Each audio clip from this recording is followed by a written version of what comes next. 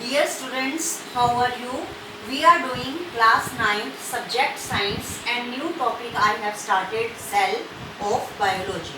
In previous session we have done introduction of cell, discovery of cell and one activity to prepare a temporary mount of onion peel cell. So what is the cell? Cell is the structural and functional unit of life and cell is the building block of body. In this session we will do size of a cell. Average size of animal cell varies from 5 to 20 micrometer. So cells are very small and it can be seen with the help of microscope only. Smallest animal cell is mycoplasma. PPLO. What is the full form of PPLO? Pneumonia-like organism. And its size is 0.1 micrometer in diameter. So which is the smallest animal cell? Mycoplasma.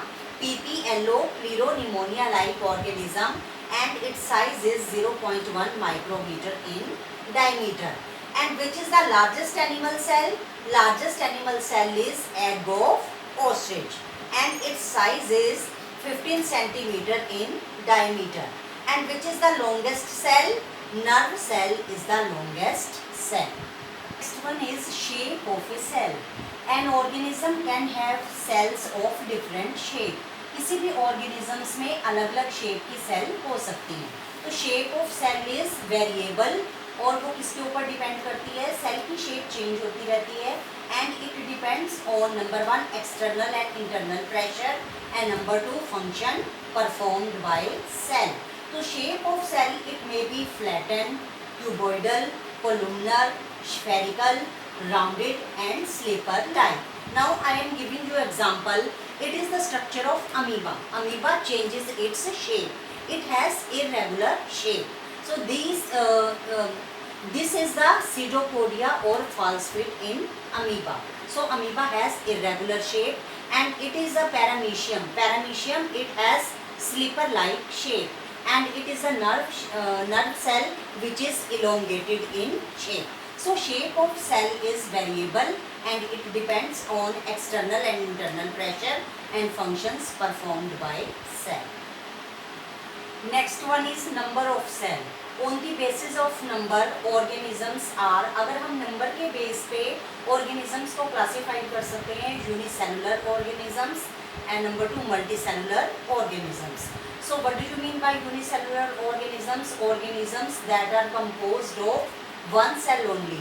ऐसे organism जो एक cell के बने होते हैं उसको हम कहते हैं unicellular organism and those organisms which consist of large number of cell and more than one number of cell, that is known as multicellular organisms. So can you give me the example of unicellular organisms?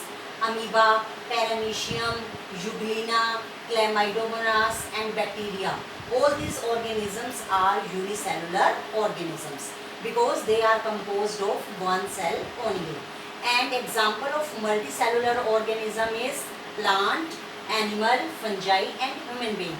Because our body is multicellular, there is more than one cell.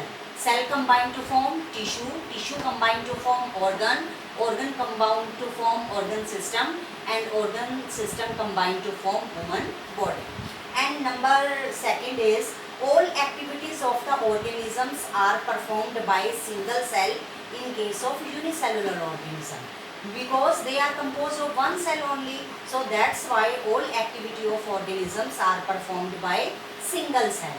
Or in case of multicellular organism, a single cell perform one or few activity of the organism. And number 3, there is no division of labor in case of unicellular organism as single cell perform activity. It means division of labor means sharing of function. There is no division of labor, no sharing of function because single cell perform all the activity. But in case of multicellular organism, there is division of labor means sharing of function because cells are specialized to perform different function. And in case of unicellular organism, next point is reproduction consumes a single cell. But in case of multicellular organism, some cells of the body, which cells? Germ cells take part in reproduction. And in case of unicellular organism, lifespan of individual is short. But in case of multicellular organism, lifespan of individual is long. In unicellular organisms, single cell perform all the function because unicellular organisms are composed of one cell. But in case of multicellular organism, there is division of labor, means sharing of function. I am giving you example. Our body is multicellular. Our body is composed of more than one cell. Cells combine to form tissue. Tissue combine to form organ. Organ combine to form organ system.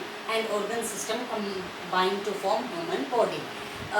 Organ means different kind of organs like pancreas, stomach, small intestine, large intestine, and when this organ combine, then it form organ system. In our body, so many organ systems are there like nervous system, muscular system, respiratory system, digestive system, reproductive system, and excretory system. If all these organ systems are working in our body, then it form the human body. So human body is multicellular, and there is division of labor and sharing of function. So students, type of cell we will do in our next session.